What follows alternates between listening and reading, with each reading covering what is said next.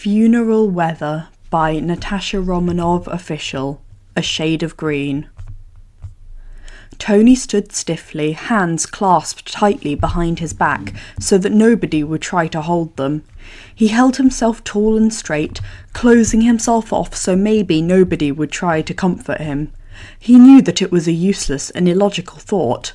They would try to comfort him. They would fail. He wished they could just skip over the whole thing. As if on cue, he felt a hand land softly on his shoulder, squeezing it reassuringly. He knew it was Pepper, and he knew she only wanted to help. But damn, he thought, why couldn't people just leave him alone? Rhodey and Happy stood on his other side, keeping their hands to themselves. Thank God, Tony had thought, not wanting to feel more smothered. Finally, the service was over and the priest left the four to say their goodbyes. Tony stayed firmly planted in his spot, staring at the smoothly polished granite tombstone. The other three copied him, not moving an inch. Tony didn't know how long they stood there. Tony didn't notice when the hand left his shoulder and the three broke away and began talking to each other in hushed voices. Maybe offering condolences, maybe asking about each other's weekends, maybe wondering what they were going to do with him now. He didn't notice when Pepper gave a tearful and knowing look at Tony's two friends and then turned to follow the priest out of the graveyard. He finally snapped his eyes away from the tombstone when he heard Happy's gruff voice next to him. He really was something, huh? Tony offered a single laugh in return, his eyes brightening for a split second before glazing over again. He subconsciously wiped at the tears that were falling down his numb cheeks. Yeah. Something else. After a while, it was just Tony and Rhodey, standing side by side. We always were the last ones standing, huh? Tony asked, attempting a smile. Rhodey shook his head. Let's go home, he said quietly. Tony didn't answer. Rhodey tried again. Tony, come on, you can't stay here forever. Why not? Tony asked, snapping his head up to look at Rhodey. He knew it was a crazy question, and he knew Rhodey could hear the desperation in his voice. We just want you to feel better, Tones, Rhodey sighed, knowing that he really couldn't do anything to make him feel better. Tony laughed a humorous laugh. How could I feel better when there are only 4 people at my son's funeral? How could I feel better at my son's funeral? He stared Rhodey down, whose stoic facade broke down almost immediately. He looked down at his feet. I don't know, Tones. I really don't know. Tony envied Rhodey, envied Happy, envied anyone who didn't have to deal with kids, anyone who had children who still lived with them, who had children who moved away, who had children that loved them, who had children that hated them, who had children that were alive. It was a cold grey day. Funeral weather. Tony felt like it hadn't been dark enough. It started with a meeting. The Avengers were having a meeting with Fury and Tony didn't show up. It was even more concerning when they asked Fury about it. Should we go find him? Steve had asked, ever the team player. Fury shook his head. I don't think he's available at this time. So we're just having a meeting behind his back? Natasha asked, a hint of hostility in her tone. Fury rolled his eye. He knows about the meeting. He just isn't coming. And you're okay with that? Clint asked, taken aback. He's his own man. I don't control him. Now can we get on with this? Nobody believed that Fury really didn't mind and wondered what they knew that they didn't know. Fury, of course, knew about Peter's death and his relationship with Tony and had been more understanding than he showed about Tony taking some time away. He expected Tony to show up again much sooner than he needed to, but Fury would later be more concerned by Tony's continued absence. Hey, Rhodey, Clint called from the living room where the other Avengers were sitting. Rhodey turned towards the call, considering his options. He could just pretend he hadn't heard them, or I guess not, he thought, annoyed. He had subconsciously walked all the way to the Avengers. Yeah? He asked. Where's Tony? Bruce asked from one of the couches. He's, upstairs, Rhodey said. Damn it, he immediately thought. Oh, didn't Fury say he wasn't available? Scott looked concerned now. Rhodey shook his head quickly. No, he's just not feeling well, that's all. The tension broke immediately, and there were a couple of audible sighs of relief. It of course hadn't been a lie, but what they had interpreted it differently than what Rhodey meant, as he had expected. But then again, when someone is not feeling well, you don't immediately assume they're grieving the loss of a child. Hope he doesn't infect all of us with it, Sam joked. Oh, Rhodey muttered under his breath. I really, really hope he does. Tony didn't know how he got home. He didn't know when he got home or how long he'd been at home. All he knew was he looked up from Peter's tombstone and he was looking at the wall in his room. He felt a stab of pain. He had broken his promise to Peter. He had left him alone. Peter was sitting all alone in that graveyard now. He didn't know anyone there. He had to be terrified. He had to be... The door opened and Rhodey walked into the room. Hey, you're awake, he said, trying not to show his shock. Tony turned to look straight ahead at his wall again. Rhodey sighed and set down a tray with food and water on it. There was a pause. You gotta eat, Tones. I'm not hungry. I don't care. Tony turned to glare at Rhodey, whose face remained stoic. It didn't break like it had at the funeral. Tony turned away again. The bed shifted as Rhodey sat on the bed, swinging his legs over so that he sat right next to Tony, facing the wall Tony was staring at. I don't know what to tell you, Tones, he started. I want to tell you that it's going to be okay, that someday you'll be completely healed, but I don't know if that's true. Tony's eyes welled with tears again. He knew it wasn't true. How could he ever heal from this? Just... Rhodey trailed off, then swallowed to clear the lump in his throat. Just know that we're going to be here for you. Even if you don't want to talk about it, or if you don't want to eat, we're still going to be here to sit with you in silence, and to make you eat. There was a pause. He was a good kid, Tones. It's going to take all of us a while to feel okay again. Tony let out a soft sob, and bent down to cover his eyes with his hands on his knees. That was the longest funeral I've ever been to. Rhodey sighed and nodded, taking it as an invitation to put a gentle arm around Tony and pull him closer. That service was longer than the kid's whole life, Tony exaggerated angrily. Rhodey began rubbing Tony's shoulder. We should sue that priest guy. Tony sobbed. He didn't want to sue a priest for making his son's funeral too long. He wanted his son back. He knew that Rhodey knew that.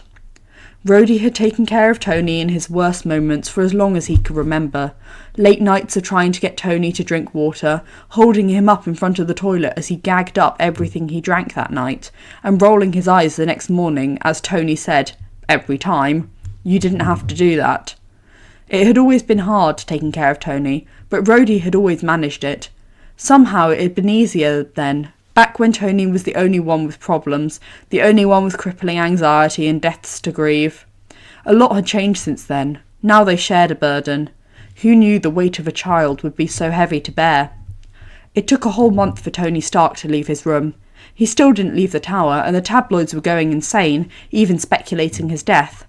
Pepper continued fending off the paparazzi, but could do nothing to quench the curiosity of her husband's teammates. What is he sick with? Do you want me to help and run any tests for him? Is there any way I can help? Are you sure he's sick? Will he be back soon? Are you sure he's alive? They were all so excited when they saw Tony walk into the kitchen with Rhodey for the first time. Everybody looked up in alarm after hearing Steve make an odd noise of shock and excitement, followed by a joyful call of, Tony! Everybody jumped up to greet him, grinning widely. Most usually wouldn't admit that they missed him, but it had been a whole month without his sarcastic remarks, ingenious ideas, and ornery smirks. But stopped suddenly when they caught sight of his face. His skin had little colour, his hair was unkempt and messy, his mouth was in a determined straight line, and his brown eyes were dull and tired. Rhodey gave all of them a warning look, and they all continued with a much more gentle tone. They told him they were glad to see him, patting his shoulder and giving him tentative smiles. Tony never moved his eyes, continuing to stare straight ahead as Rhodey directed him to a seat at one of the bars. Rhodey made sure to sit Tony by himself, away from the other Avengers, who had cautiously started a conversation while casting worried glances at the dead-eyed genius. The Avengers talked about how the weather was much better than they hoped for today, and were angry that the sun had ruined their training plan for the day. Tony was just angry that the sun still shone at all, as if nothing on Earth was different. He longed for funeral weather. At least then the sky would reflect the world that he had been unwillingly plunged into. Months passed and almost nothing changed. Tony was rarely ever seen, but when he was, he always stayed completely silent, never looked at anyone, never looked happier or healthier. All the Avengers were doing everything they could to find out what happened and how they could help. Pepper somehow avoided them for months, while Rhodey ignored them. Natasha had, of course, asked Pepper and Rhodey privately, and because of her reputation for being able to keep a secret, she received the short answer that he had a kid named Peter. He's not around anymore.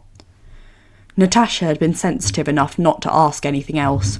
It was over a whole year before anyone else got an answer, and they received it from Tony Stark himself. Tony was planning on staying at the cemetery the whole day. Today was Peter's birthday, and he didn't want Peter to spend it all alone.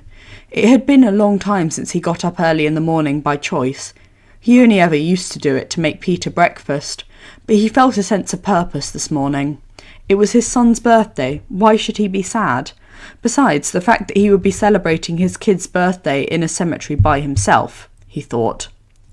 Meanwhile, downstairs, Natasha, Steve, Bruce, Clint, Thor, Scott, Wanda, Vision, Sam, Bucky and Loki stood around the coffee table in the living room, examining the boxes on the table.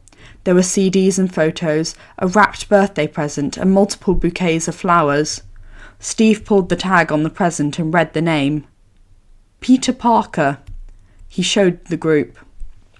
Without warning, Tony showed up in their circle with Rhodey close behind him. "Excuse me," he said. "Those aren't for you." They hadn't heard his voice in a little over a year. Natasha stepped in, realising what was happening. "We know. Sorry, Tony." She knew not to go to any farther, but Thor, who had just arrived with Loki that day, did not. "Who is Peter Parker?" He had all good intentions, he really did. Maybe this guy was here and they could all sing him happy birthday or something, he didn't know.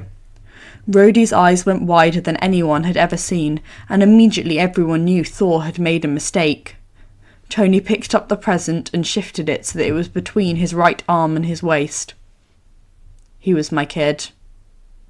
Nobody missed the "was", and suddenly everyone knew what had happened with Tony a year ago. Thor looked down sadly. "I'm sure he deserved much more than he got. I'm sorry, Tony." "He deserved more than it was ever possible to get." Tony laughed, tears lining his eyes. "He was the best thing I ever had. He was such a good kid. He was everything." Tony did his best to explain just how much Peter was to all of them. Peter Parker was love and happiness, safety and family and light, sunrises and sunsets and stars and the moon, the view of the city from the sky. Waking up way too early in the morning to make sure he ate breakfast and didn't get to school without being told, "I love you," telling him off for being stupid but ruffling his hair so he knew I'd get over it. Kissing his forehead when he was sick, putting a blanket over him when he fell asleep doing his homework, holding him when he was crying or hurt and scared, throwing my arm around Peter so he could nestle into my side because it was second nature. He fit perfectly into my side. Fighting together, forever, because that's just what we did. Going out to eat in our Spiderman and Iron Man suits, walking around Central Park while Peter complained that the leaves weren't crunchy enough, snowball fights that I could never win, Peter stealing Steve's shield and leaving little doodles all over it, Peter sitting in the corner of the dark ceiling in rooms to scare people, Peter switching out every single picture in my room to a photo of Thor in Hello Kitty themed armour, Peter leading his decathlon team to victory, Peter, a secret vigilante saving New York City, Peter. Peter was just a kid, not just any kid, but still a kid. He was just living as normal of a life as he could, as happy as he could, as well as he could. Peter Parker was always trying as hard as he could to live life in a way that benefited others. I couldn't be more different. Peter meant life. Maybe that's why I wish I was dead. Peter meant happiness. Maybe that's why I don't deserve him. Maybe that's why he's gone. Rhodey looked at each of the Avengers' faces and felt a grim satisfaction as he saw the seed of grief infecting each of their hearts. Tony scooped up the rest of Peter's gifts and left the room. The day was cold and cloudy, not a ray of sunlight to be seen. Perfect funeral weather.